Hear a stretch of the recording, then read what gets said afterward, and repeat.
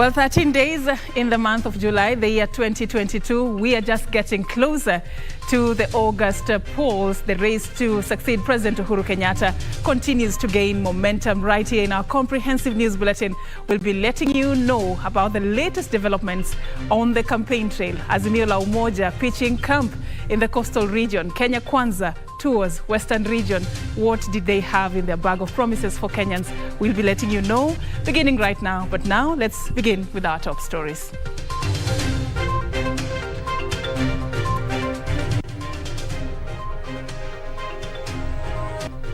Taking up to the campaign trail, President Uhuru Kenyatta drums up support for Raila Odinga.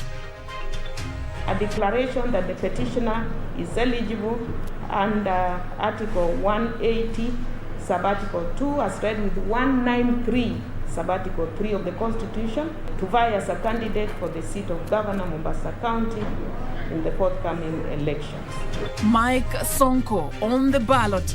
Court clears former Nairobi governor to contest for Mombasa gubernatorial seat. And leaving no chance, Raila Odinga tours Kwale as William Ruto comes in Vihiga. 25 days to the general election.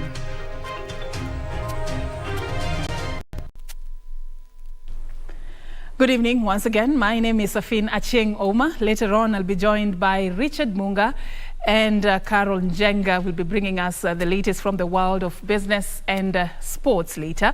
Our sign language interpreter tonight is Byron Abuli. Now, beginning with our top story, President Uhuru Kenyatta has for a second day continued to drum up support for the Azimio la Umoja presidential candidate Raila Odinga. The head of state, who was in Laikipia County, said Odinga is fit to lead the nation and carry on with the development projects he has initiated.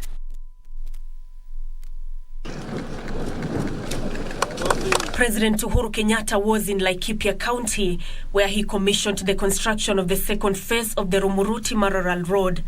The construction of the road is estimated to cost 70 billion shillings. It is here that the president rallied Laikipia residents to vote in Raila Odinga in the August 9th general elections. Na mimi nataka niwachie hata hii kiti niko naye. Niwachie huyu mzee anaitwa Raila na yeye pia asukume. The head of state termed Odinga is a leader who had proven to be peace-loving and willing to unite the nation. Munataka sasa kazi ile ambayo imeanzwa na ambayo tumesukuma na tumefikisha pahali ambapo tumeweza, munataka irudi nyuma ama munataka isonge mbele?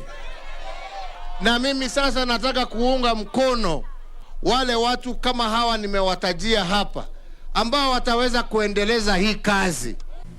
The head of state also promised to issue title deeds to dwellers of the area, urging them not to subdivide and sell their land. The president was also in Samburu County, where he unveiled several development projects, among them the 65-kilometer Naibor to Maralal Road. Tunataka Wakenya wote wawe sawa. Na njia ya kusawazisha Wakenya ni kuhakikisha ya kwamba infrastructure imefikia kila mtu. He also issued title deeds to various groups at Kenyatta Stadium in Maralal Town.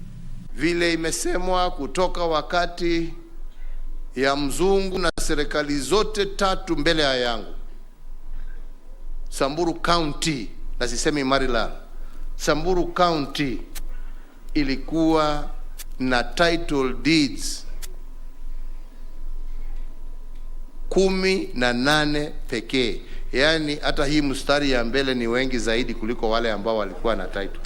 Kutoka mwaka wa 2018 mpaka sasa na zile ambazo tutatoa leo, tutakuwa tumetoa karibu vyeti vya kumiliki mashamba 20,000 kwa wakaaji wa Samburu.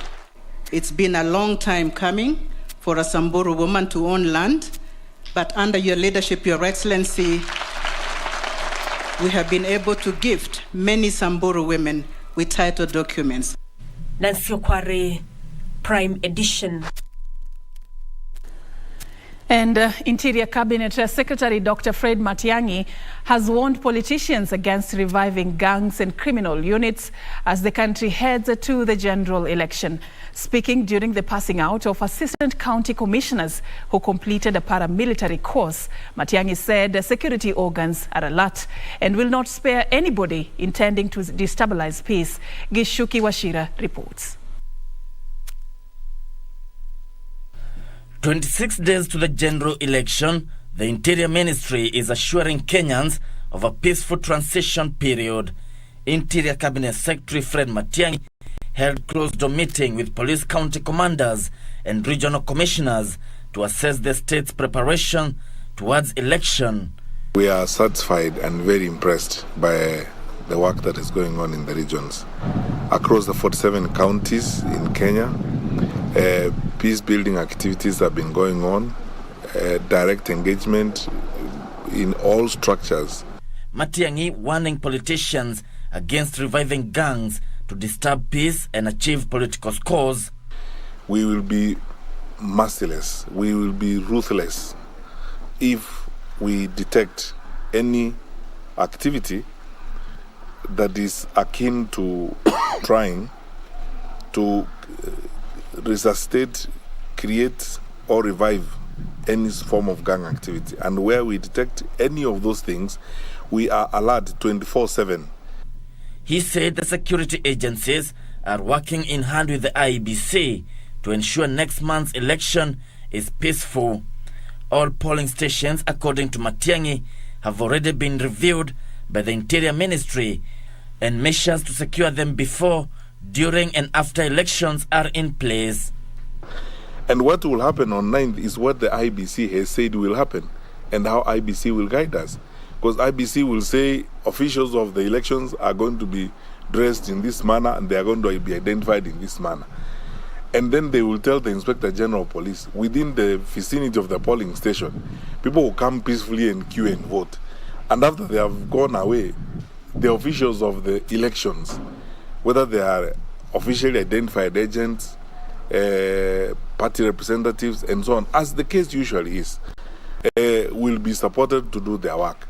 Now, if you are not one of those, then you know what we are supposed to do to you, we in the security sector. Make sure that we remove you from there because you are a criminal. Earlier, the Interior Cabinet Secretary attended the passing out parade of 451 assistant county commissioners who have completed a paramilitary course at AP Training College in Embakasi. The training is designed to equip the officers with practical skills in grassroots security operations. Ishoki Washira, Prime Edition. Now, former Nairobi Governor Mike Mbowe Sonko has been cleared to vie for the Mombasa gubernatorial seat.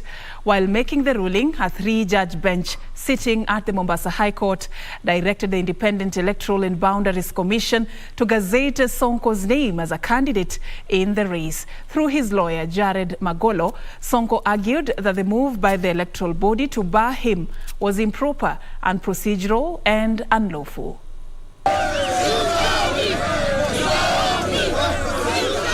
Jubilation rocked the air outside the Mombasa law courts after the High Court 3-judge bench cleared former Nairobi Governor Mike Sonko to run for the Mombasa gubernatorial seat. According to the judges, Sonko was deprived of his constitutional rights even after meeting the IEBC legal threshold. They further ruled that both the returning officer and the tribunal acted in the excess of the legal powers in their actions against Sonko, who had presented his degree and its certified copy within the IEBC set timelines. In our view, considering that the petitioner complied with the constitutional, statutory, and regulatory requirements regarding the production of certified copy of degree, they were available, that when he learned about the requirements, he made frantic effort to obtain the original degree and a copy thereof certified by the issuing institution.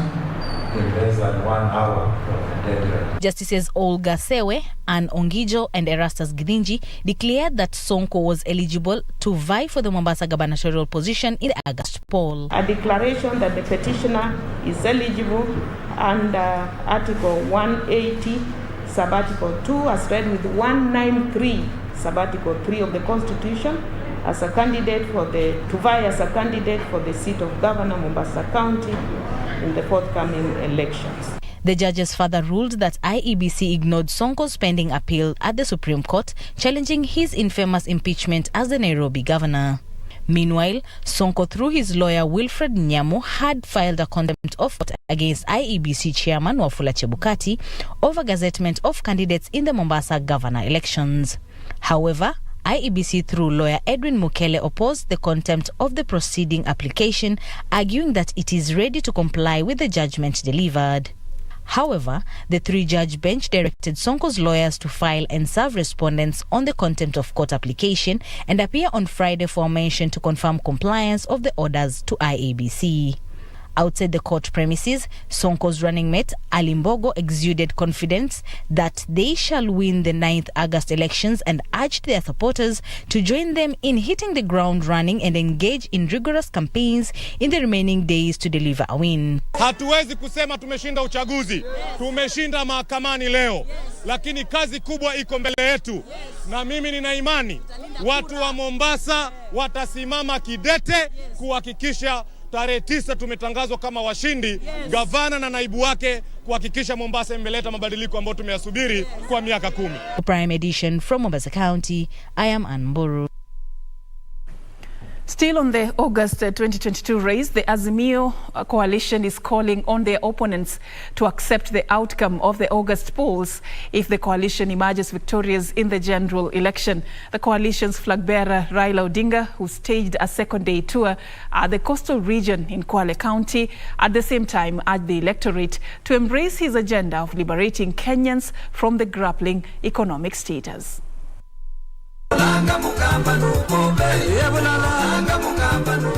The second leg of the Azimio coastal tour pitched camp in Kinango, Lunga Lunga and Samboni constituencies in Kwale County.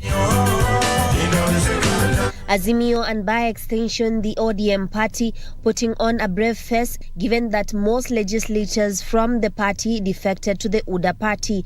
Azimio flag bearer Raila Odinga pleaded with the electorates to remain loyal to the cause, saying they have more to gain if he is elected in the August polls, sentiments echoed by local leaders. Parliament wakileta sisi watu tutaki kusema mukatae, chukua manake ni yenu. Nyumba ishamalizika, bado kuingia ndani mtu anakuambia uache, itawezekana kweli? Sasa anarudi baada ya miaka 10 kutuambia ataturudishia port. Aloichukua ni nani mwanzo? Nataka yaishe, tuishi kama ndugu, tuwe kitu kimoja, tujenge Kwale. The team urged their opponents to accept the outcome of the August presidential polls. Anasema Raila tayari ameniogopa, ati anataka kususia uchaguzi na nini. Mimi siwezi kususia uchaguzi. Kama utafiti imetoka, hata leo asubuhi kuna ile imetoka, wanasema baba anashinda kwa mbali. Kubali yaishe. His running mate Martha Karua called on women to support her cause and vote as a bloc. The coalition proceeds to Mombasa County tomorrow as it continues with its coastal tour as it seeks to harvest the 1.3 million electoral basket. Juni Karisa Mbele from Kwale County.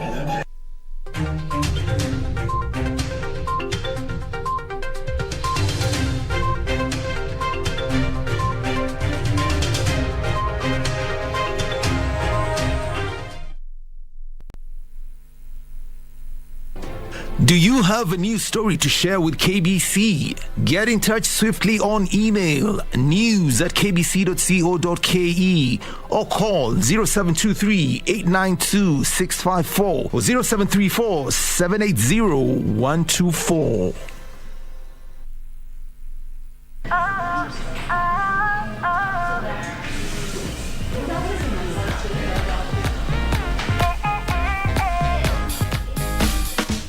Come take a looky, come take a looky here. Kuja muangalie, form yangu it here. Cause you know it's your time and you shine right there and then. TCB Naturals, hair that lets you shine. We shall legalize weed. Professor George Luchiri Wajakoya of the Roots Party. Semeni Babakea. Babakea. Raila Amolo Odinga of the Azimio la Umoja One Kenya Party. Unajua mimi sina pesa ya serikali ama ya kashfa. David Mwaure Wahiga of the Agano Party. And hakuna kura ya hasla mtaiba. William Samoei Ruto of the Kenya Kwanza Alliance. Presidential Debate 2022. Do not adjust your sets.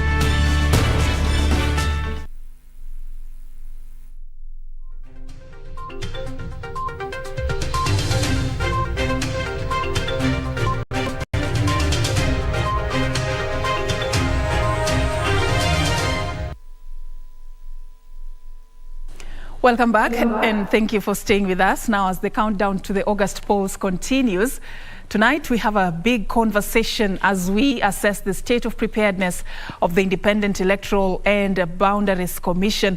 Kamche Menza will be representing us in this joint media production just to have a sit down with the chair of IEBC to break down how much ground the commission has covered and emerging issues as we prepare for this election. That will be coming your way a little bit later in the course of this broadcast, so keep it KBC Channel 1.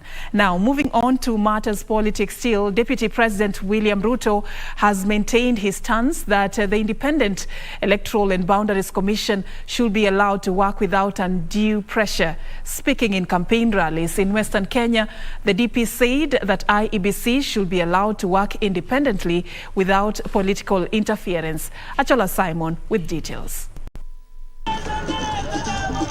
Deputy President William Ruto continued with his charm offensive across the country as he seeks to woo a majority of registered voters to cast their votes in his favor in the coming general polls.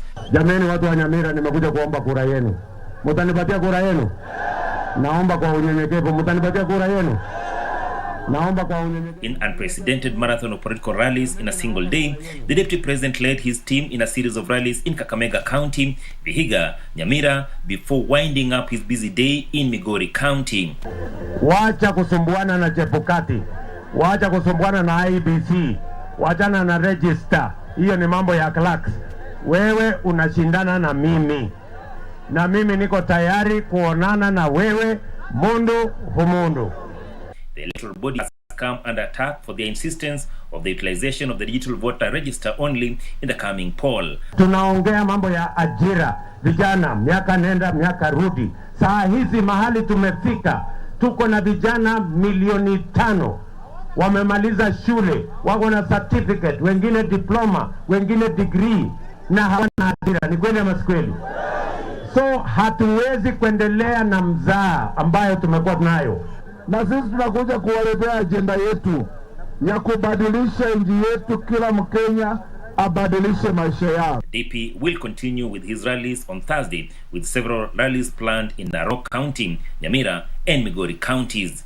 Mnasema tubadilishe, tuanze na chini ili tupange ajira hawa vijana.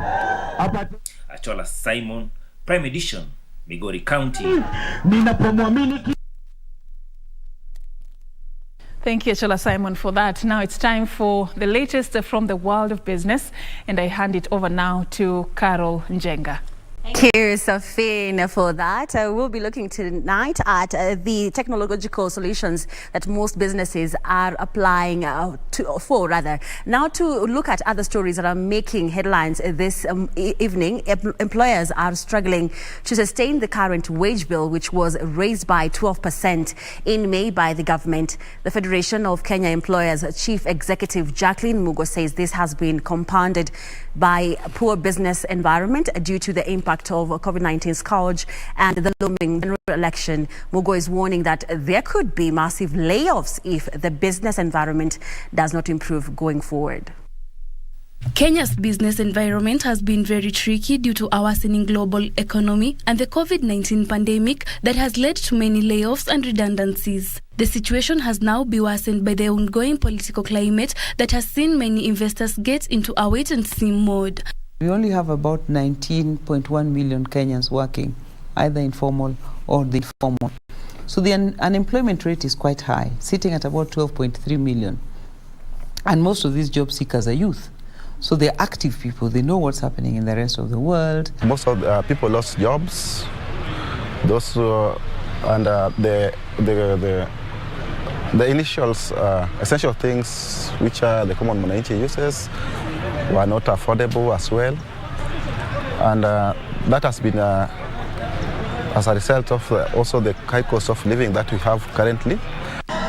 During the Labor Day celebrations on 1st of May, President Uhuru Kenyatta announced a 12% rise in the minimum wage in a bid to cushion workers from the rising inflation. It's very important that Kenyans going out to seek jobs do so in a regular fashion.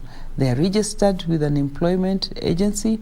They are known to the Ministry of Labor so that their terms and conditions of service are in line with the agreements that our government signs, the bilateral labor agreements with these other countries.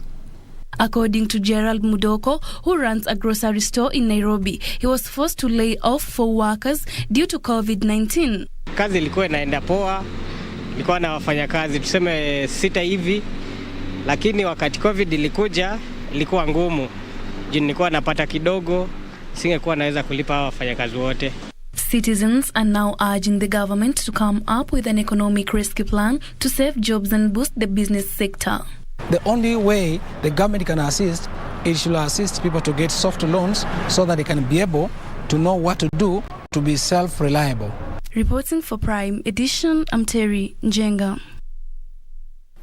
Now, West Pokot County is set to purchase and slaughter over 1,000 heads of cattle in a bid to prevent livestock losses to the adverse drought facing the area. The livestock will be purchased at 20 million shillings from farmers, slaughtered, and free beef given to the residents. National Drought Management Authority report shows that at least 1.4 million herds of cattle had been lost by the end of last year, with the number of people in need of food and aid in the country rising from 2.1 million to 2.8 million. Over 200,000 residents in West Pokot have been affected by hunger, pushing the government to buy and slaughter livestock to cushion farmers against drought effects. The program will provide free beef to the farmers and prevent loss of animals to drought. Livestock will be slaughtered across all the 4 sub-counties where drought has affected cattle, with each animal being purchased at 15,000 shillings. The exercise will benefit over 13,000 households. Serikali imekuja na program kuweza kununua zile imedhoofika, na baada ya kununua pia waweze kuwachinjia nyama ili wananchi wa sehemu hii waweze kupata chakula kutokana na hizo ng'ombe pamoja na mbuzi. The residents, however, are asking the government to provide a long-term solution to food insecurity. Hii project ya serikali inasaidia kidogo sababu ya ukame ya muda mwingi ambayo imeingia area hii. Nafikiri wangebadilisha hii mtindo waweke irrigation. Reporting for Prime Edition, I am Teresa Mutai. Teresa Mutai for that report. We're going to take a short commercial break, and when we come back, Richard Munga will be bringing you the sports. As for me, that is it. My name is Caroline Jenga. Have a good night.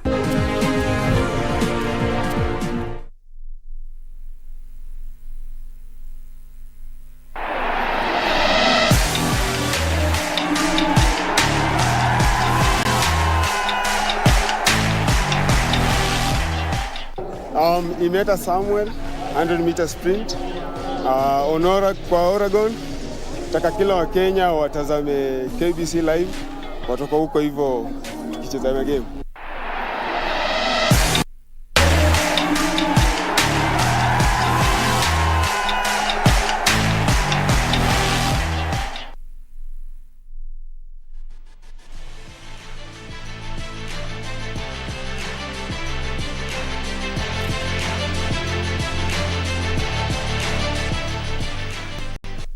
Well, good evening and thank you for joining us for KBC Sports. I'm Richard Munga. Africa 100 meters champion and record holder Ferdinand Omanyala is still stranded in Nairobi waiting for a visa to travel to the United States for the 2022 World Athletics Championships in Oregon, United States. Speaking to KBC Sports on phone, Omanyala said he is yet to receive a communication from the American Embassy regarding his visa. He says he is optimistic he will travel to the United States on time to take part in the 100 meters race that is scheduled to be held this Friday. Despite the visa problems, Omanyala exuded confidence he will perform well in his first ever World Championship appearance in Oregon.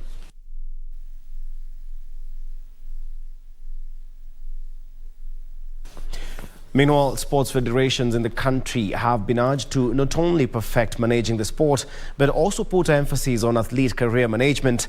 Speaking during a training for presidents and secretaries of federations, sports management consultant Wanjiku Mwendo advised federations to make sure athletes are able to balance between careers, education and post-career.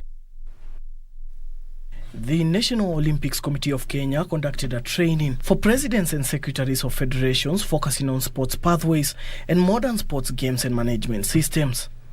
The training was conducted by sports management consultant Wanjiku Mwendo and Felix Achieng. Wanjiku took the federations through career management and the role of federation in athletes' life, urging them not only to be perfect in managing the sport, but also put emphasis on athlete career management. Their job description basically is about managing the sport. And that has been for the longest time. But it is a high time that we as federations start thinking about managing the athlete career. The athlete's career that expounds basically just outside the box of sports management. Felix Achieng urged federations to make certain that athletes are able to balance between careers, education and post-career. We want it to be by choice, we want it to be deliberate, we want to encourage and support and work in conjunction with the different federations to ensure that when our athletes go through the progressive performance model, when they perform at the top, it is because of some of the support, some of the models and some of the capacity that we've built. In attendance was NOC Executive Committee led by NOC President Paul Tergat, Second Deputy President Waithaka Kioni and Secretary General Francis Mutuku. It's one of the things you've committed ourselves to do as a National Olympic Committee is to build capacity. And this capacity, one of the focus area, and that is why the training today is at the leadership level. The Team Kenya, which will be traveling to Birmingham Commonwealth Games, is expected to depart for United Kingdom in batches next week. For Prime Edition Sports, I'm Daniel Mwendwa. Well, that's all the time we had for sports tonight. But as I say my goodbyes, don't go too far. Serfine Achieng is on the other side of the studio, of course, ready to introduce the much-awaited interview. Serfine.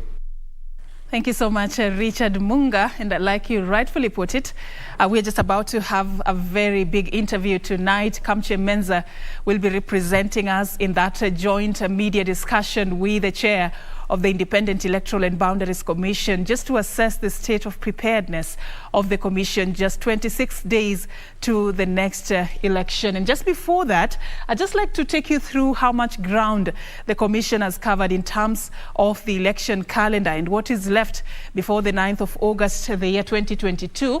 And looking at when the election calendar was released there, according to what we have received from the Commission, is that it was supposed to begin by just having all those who are hoping to vie for different political seats who are public officers to resign. They were supposed to resign from their positions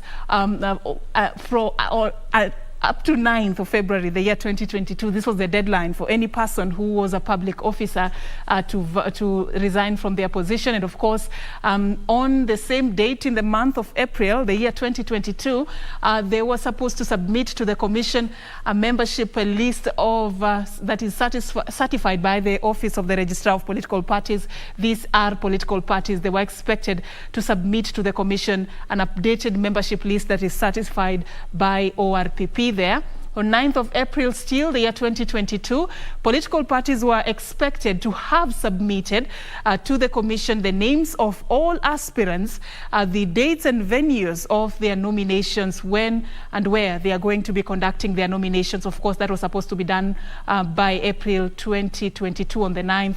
On the 22nd of April 2022, it was the deadline for political parties to have conducted their nomination and resolved any intra-party disputes. So any disputes that emanated from the nomination exercise conducted by the political parties was supposed to have been concluded by that particular date. So let me just take you through what next. On the 28th of April 2022, the parties were supposed to submit the names of persons selected to contest in the general election. After they've cleaned up their list and resolved any internal disputes, they submit the names to IEBC. And of course, on 2nd May 2022, independent candidates who were members perhaps of any political party were also required by 2nd May 2022 to have resigned from those political parties. The same day, they were supposed to submit to IEBC their names and the symbols that they had anticipated to use in this particular general election. So the other crucial date in this calendar is 13th of May, the year 2022. IEBC was gazetted the independent candidates. Any person who was vying in this election without a political party, the gazettement was done on that day. So looking at 23rd of May there, this is another crucial date in the election calendar. 23rd of May 2022, presidential candidates were expected to have submitted their names, respective signatures, ID cards and passport numbers, and a list of at least 2,000 supporters from a majority of counties. 29th of May 2022 was the deadline for nomination of political party candidates and independent candidates for presidential election. On 29th May 2022, the official campaign period began. And of course, just a final one there, just to show you how far we've gone.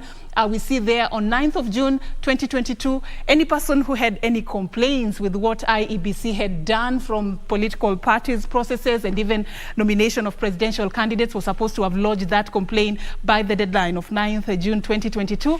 On the 25th of July 2022, the Commission received the names from political parties and independent candidates of all national and constituency chief election agents. And of course, a lot is still happening right now just to tighten up the loose ends and clear out the grey areas as we await the most important day in the election calendar, the 9th of August, the year 2022, the election day when Kenyans will be going to different polling stations. At least 22 million registered voters, of course, will be going to elect their next president, the governor, the senator, member of parliament, MCA, women representative, and any other person that is crucial to form part and parcel of the next leadership. But tonight, we just want to understand more about what the Commission has done so far, what is left, what are some of the key challenges they have experienced, and of course, how they are dealing with this to assure Kenyans of a free, fair, and credible election. And we have our very own Kamte Menza, who will be having a sit down with the chair of the Commission, Wafula Chebukati, to break this down for us. And that is how we wrap it up right here on Channel 1 Prime Edition tonight, as we hand you over to that much awaited interview by the chair of the Independent Electoral and Boundaries Commission. To that very important date that Kenyans will be trooping to the polling stations to cast their ballots for various seats. And of course, this evening, we are having a pre-election conversation with the leadership of the commission that will be tasked on that duty of managing the election. We are joined by Wafula Chebukati,